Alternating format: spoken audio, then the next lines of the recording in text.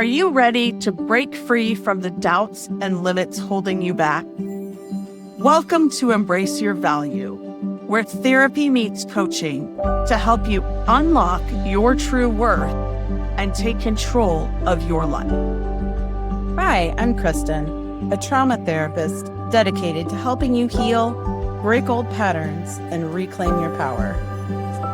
And I'm Jen, your support coach, here to show you how to set fierce boundaries, embrace self-compassion, and step boldly into the life you deserve. So whether you're stuck in self-doubt or feeling lost, know this: your value isn't up for negotiation. It's time to own it. Every week, we tackle real issues that challenge, inspire, and empower you to live with purpose and confidence. So grab your favorite drink, take a deep breath, and let's get started. Because you're not here to play small. It's time to embrace your value. Hi, everyone. Welcome back to Embrace Your Value. Here with Jen Anderson, our beliefs and boundaries specialist. I'm Kristen Burrus, your trauma therapist, and we have a special thing we're doing today. I got to do mine last time, and we are going to interview Jen herself and ask her some questions because we haven't done this in a while. So we like to get our message out there, and we just want to share a little bit more of Jen with you. Jen, Are you ready? Yeah, let's do this. Okay, awesome. So Jen, you have a personal story that really shaped the work you do today. Are you willing to share a little bit of that with our listeners?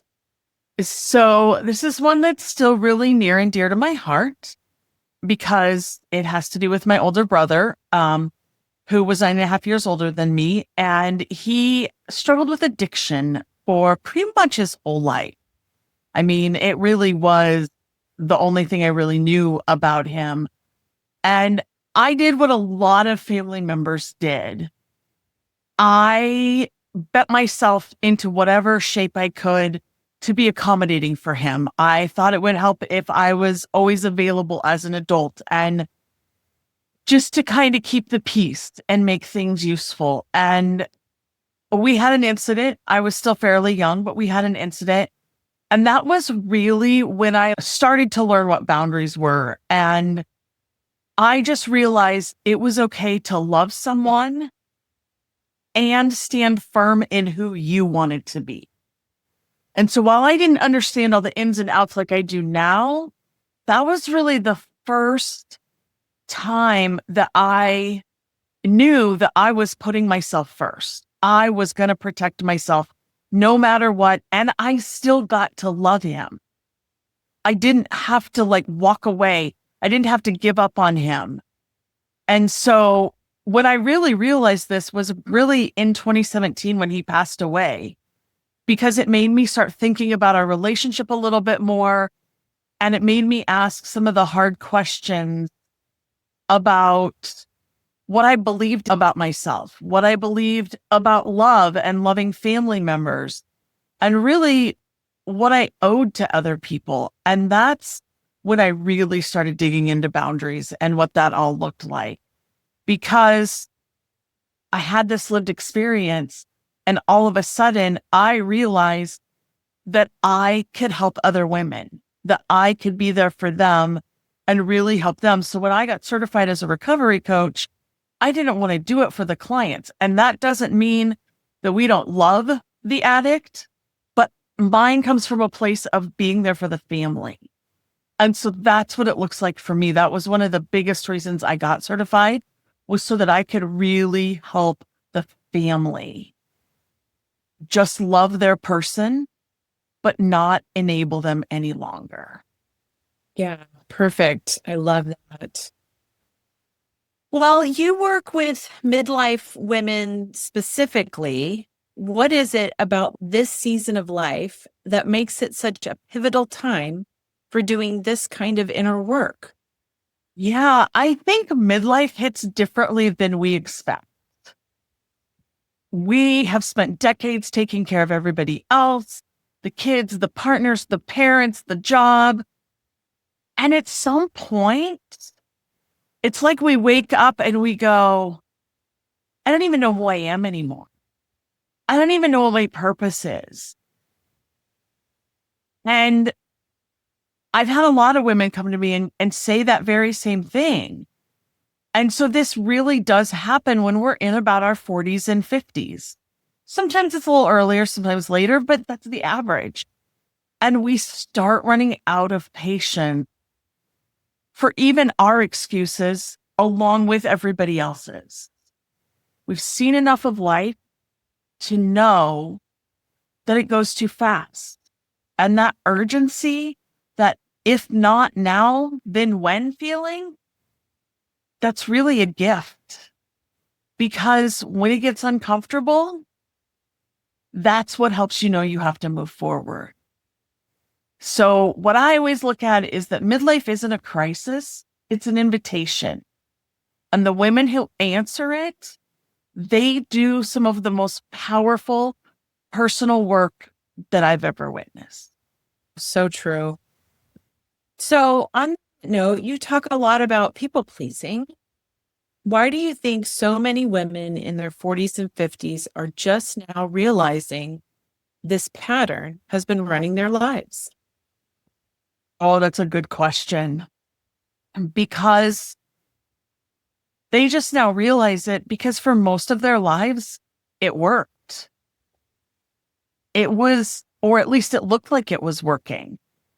People pleasing, it's a tough phrase to say. People pleasing gets rewarded. You're called sweet, easygoing, low maintenance. Nobody argues with you. Nobody's upset. And really, on the surface, it feels like success. We're doing the right thing. We're keeping the peace. We're taking care of everyone else. And that is good. By the time we get to this age, the cost has really started to stack up. And we're exhausted. We're resentful. We feel invisible in our own relationships. And that's when we start asking, why? And what I learned is that the answer is kind of hard to sit with. And it's because we've been outsourcing our worth to everybody else's approval for decades. And the reason this takes so long for many women is that nobody ever named it as a problem. Nobody has said to us, well, the fact that you're people pleasing is your problem. It was just being called the good girl. We were always told we were the good girl, a good woman, a good wife, a good mom, a good sister, a good employee. And so we just carry that as a virtue right up until it breaks us. And those women that figure that out, that's when they usually come find me. They're done. They're tired of it and they're ready. And I know I went through the same things. And I think that's really why I got into this whole industry, is because I was done. I was tired of living this exhaustive life. And so it's my favorite woman. When she shows up, I'm like, usually it's on Zoom, so I can't really embrace her, but I just want to embrace her because it's the perfect time. We all have our favorite types of clients, right? So and this probably goes right along with that. What does a limiting belief actually look like in someone's daily life? Can you give us a real everyday example that most of our listeners could relate to or recognize? So the limiting belief actually looks like a thought in your mind. It's just a thought that pops in and you say, I can't do this. My brain is telling me I can't do it for whatever reason. I'm not good enough. I'm not smart enough. I'm not pretty enough. I'm not skinny enough, whatever it is. And that's all it is. But that story, that thought that's going through your mind actually started a long time ago when you were probably young, and it was something that somebody said to you out of 99% of the time, out of really good intentions. They were trying to be helpful. They were trying to do something really positive, and it backfired, but they didn't realize it because we internalize it. And so what happened is somebody may have said to you, oh, you can't really do it that way because you'll get hurt. And your brain took it as, I'm not good enough to do it that way. Because that's what happens. So for the rest of your time, until you fix it, you're running around when something comes up that you want to do that might be scary. So maybe it was a scary thing that comes up and you instantly freeze and your brain goes, you're not good enough to do that. You can't do that. That's all it is. You may not even realize. You could actually hear somebody's voice in your head, the person that told you that. You could have an image that pops in. You could play out a whole scenario. But until you stop to pay attention to it, you won't know. You won't know what that is. So that's what your limiting belief is. We can always talk more about that later, but you want a real everyday example. So let me give you a real everyday example. I'll actually give you mine because it's easiest. When I was little, I had a friend that told me I wasn't as good as her. I wasn't as smart as her. I didn't go to the right school, all these things. So I grew up believing, I was about 7 when that happened. I grew up believing that I wasn't smart. I grew up believing that I was never going to amount to anything. I was just going to be this. I didn't have a lot of dreams and goals for my future because I thought I went to the wrong school. There was no way I was going to excel in anything. I was never going to be as good as everybody else. And this pattern kept me stuck for like 30 years because every time I went to do something scary, something new that made me feel inadequate, I instantly went to, oh, I'm not good enough. I can't do it. So I didn't try. I quit trying. And in my life, I felt like I had all this evidence that proved that this friend was right, that I wasn't good enough. But when I really started working on it, I actually had a bunch of evidence that proved the opposite. But I wasn't looking for that. So that's really, I kind of went on long term for that one, but that's really where limiting beliefs hit us because they make us feel stuck. And it's the same pattern over and over and over again. Yeah, I can feel that for sure. And I agree. We all have those things in our lives. So you were talking earlier about being the good girl and the good wife. What's the difference between being kind and compassionate versus being a pushover? Because a lot of women worry that setting boundaries will make them seem cold or selfish. And that's so true. I even felt the same way. But there's a huge difference between kindness and self-abandonment, which is what I call being the pushover. I like the term self-abandonment a lot. But kindness says, I care about you. Kindness comes from a place of love. I want you to get better, and I don't want you to continue this pattern. Kindness also says, I care about me, and I care about who I am and what I deserve. Pushover mindset says, I'll ignore myself to keep you comfortable. And in keeping you comfortable, I'm really disrespecting myself. So when we do that, we teach our brain that everyone else is more important than us. And so if you've been raised in any sort of feeling of inadequacy like I had, this is an easy thing to pick up because if you already feel like everybody else is smarter than you, better than you, prettier than you, then it's obvious that you need to make them happy because you don't matter. And it's a huge vicious cycle. But one thing I want you to understand is that compassion and boundaries actually work really well together. Because you can be and should be, I always say we do kind, clear, compassionate boundaries. And so you can be loving and still say no. You can care deeply about someone and still refuse behavior that harms you. I think many women fear boundaries because they confuse boundaries with rejection. Healthy boundaries are really clarity. They help the relationship become more honest and sustainable.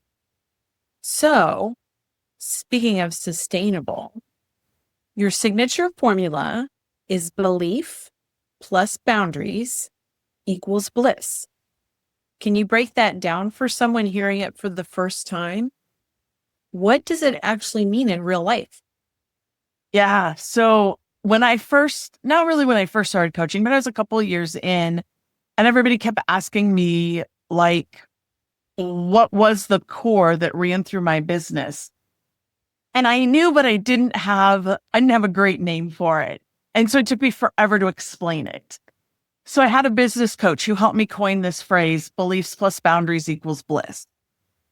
And really what it means is when you shift your limiting beliefs, when you find that old belief that's no longer serving you and you shift it to something that now is serving you, you can begin to start setting the healthy boundaries that protect that belief and really anchor it in, which in turn helps you to find your version of bliss.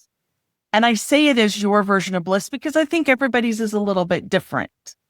But I also believe that everybody's version of bliss involves some form of peace. So peace is a good word, but it's not a B word. So I couldn't say beliefs plus boundaries equals peace. That just doesn't work. So that's really what the formula is. It's the core of everything I do in my coaching business. Everything, anybody who comes in, we always work on shifting limiting beliefs. We always work on boundaries. It may look a little bit different for everybody because somebody might not need as much boundary work or somebody might have a deeper set in story. It doesn't matter. We work on it all. And so, yeah, I think that kind of answered the question. Yeah, for sure. Great explanation. And I don't know that I've ever actually heard that one. So when a woman first comes to you for coaching, what does she usually believe about herself that simply isn't true? Yeah.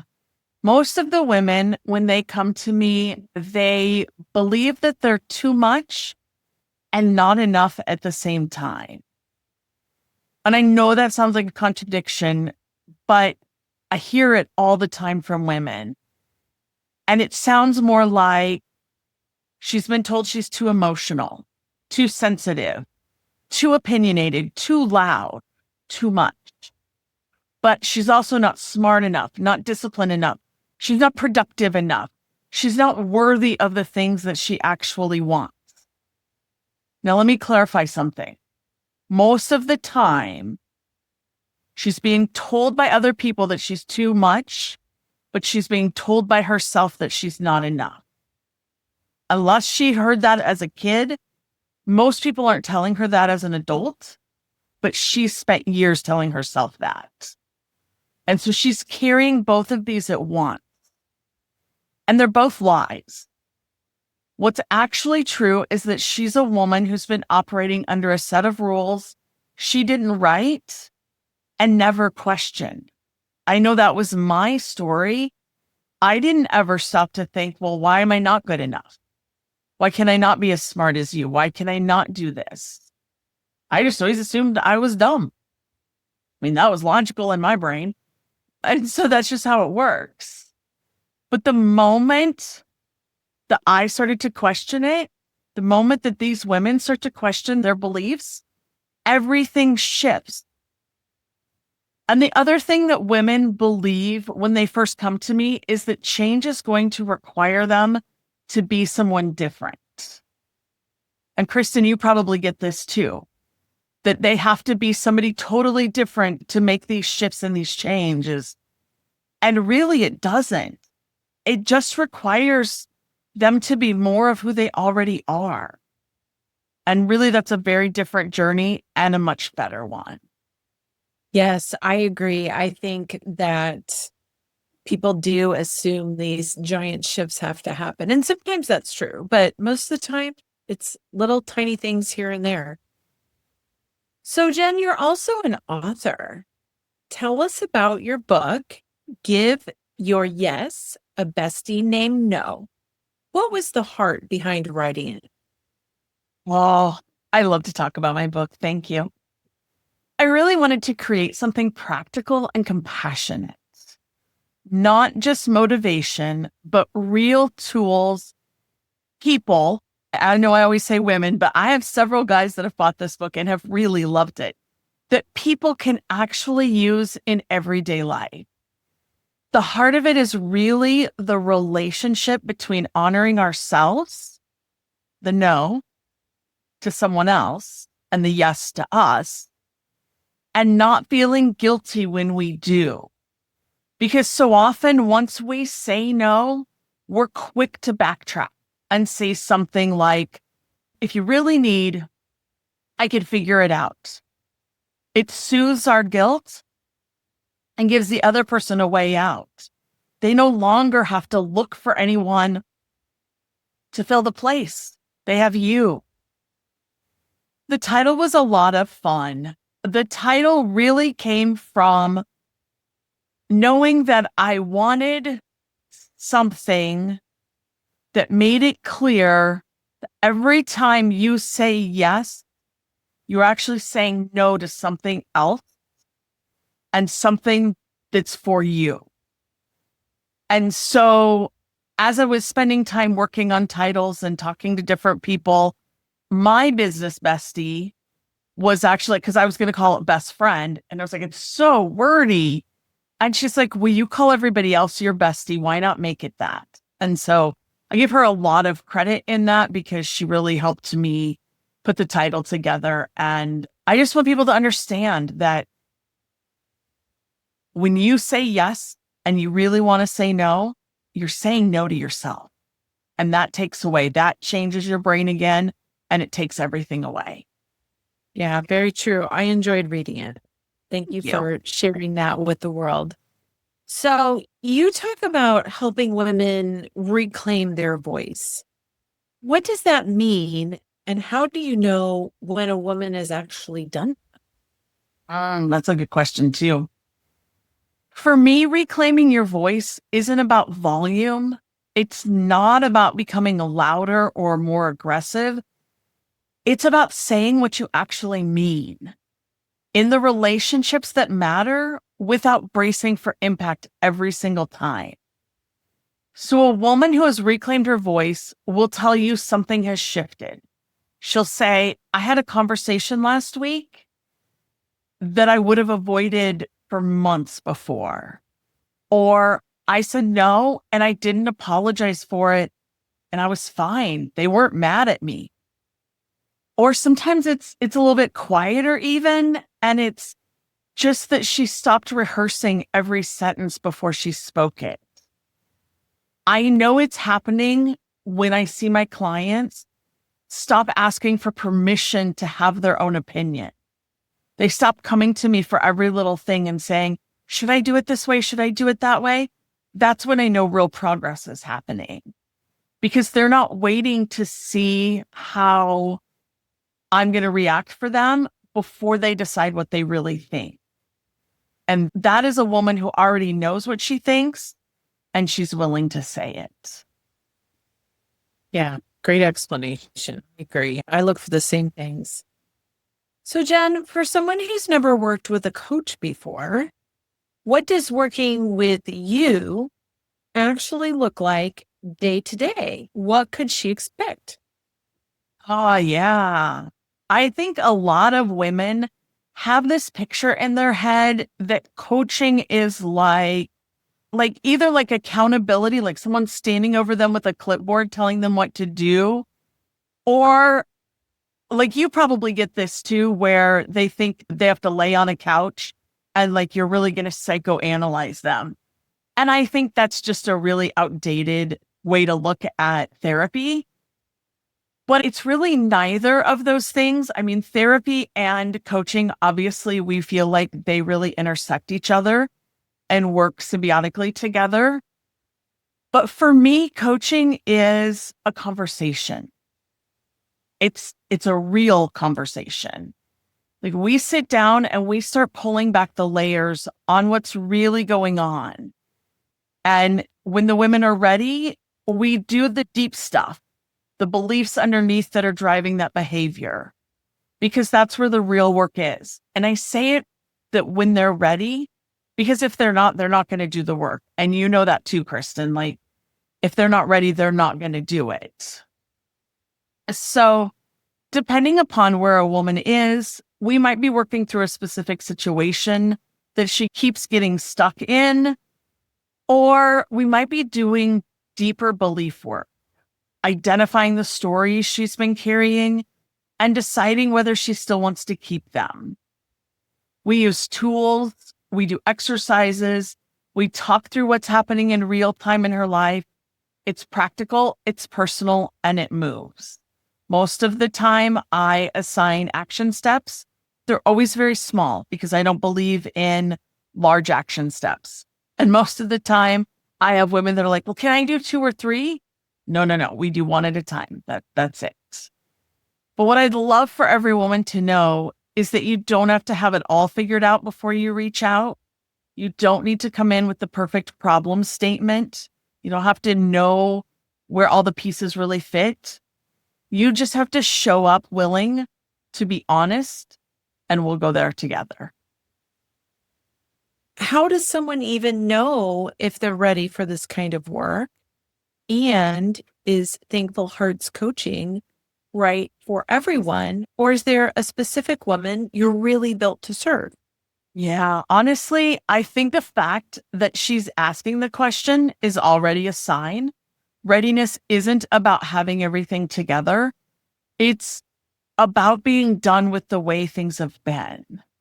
I will outright say that no, Thankful Hearts coaching is definitely not for everyone. I am definitely not for everyone. I have certain clients, but the woman I'm really built to serve is somewhere in her 40s or 50s. And she spent a long time being the one who holds everything and everyone together. She's capable, she's caring, and from the outside, her life probably looks pretty good. But inside, she's tired in a way that sleep doesn't fix. She's been saying yes when she means no for so long that she's not even sure what she actually wants anymore. She might not even know who she is, what her desires are, what she's here for, what her purpose is. She might be navigating a relationship where someone she loves is struggling, and she might not know how to handle that. She might not know how to hold space for them. Or she might just be waking up to the fact that she's been shrinking herself to keep other people comfortable, and she's ready to stop. That's my woman. And if you are that woman and you're listening right now, I want you to know that this work was built for you, not someone who has it all figured out, for someone who's ready to figure it all out. And in full transparency, I don't have it all figured out. Like I do the work every day and I'm just a couple steps ahead. That's really all it is. Yeah, well, I don't think any of us have it all figured out, to be honest, because I know I don't. Right? So, yes. So if a woman's out there or someone's out there and they're listening and they're thinking, this is me, like Jen's perfect for me, what's the best way for her to connect with you and take that first step? Yeah, I think the easiest first step is just a conversation. No commitment, no pressure. And that's easiest with a Pathfinder's call. It's a discovery call where we get to talk about where you are, what you're dealing with, and whether working together makes sense. That call alone can give you some real clarity, even if you walk away and decide coaching isn't the right fit for you now, or I'm not the right fit for you now. So you can always find me at www.thankfulheartscoaching.com. And right on the home screen, there is a link to a Pathfinder's call. All you have to do is click that, sign up, and join the call. And If you're more of a kind of dip my toe in first kind of person, I also have a boundary blueprint. It's a great starting point. It's actually the companion to my book. So you get the book and then you get a little extra, but it gets you into something and it's practical before jumping into one-on-one work. But you can always just send me an email, send me a message, and I will answer you and let you know. You can tell me you heard this podcast and you want to talk about what it looks like. I would love to have that conversation, and we'll just make it really gentle and easy. Great. I loved having this time with you again, Jen, and hearing about, and some new things have happened since we did this last time. So I love it. So anything else that you feel like our listeners should know? No, I love what I do. If you can't tell that, I absolutely love what I do. If you're out there and you're listening to this, I just want you to know that every day, my goal for you is to wake up. First off, feel grateful. And second off, know that you deserve whatever goodness is coming your way. So be looking for it. The more we look for it, the more we get. When we look for the negative, we get the negative. So look for the positive, look for the beauty in life, and just go about this and be amazing, because you're all amazing people. And that's all I want for you. And you're amazing, Jen. Thank you so much. And we will see you next time, everyone. Thanks, Kristen.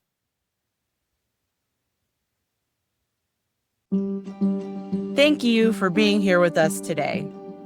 If today's episode hit home, don't just keep it to yourself. Subscribe, leave us a review, and share this episode with someone who needs to hear it. Because everyone deserves to know their worth.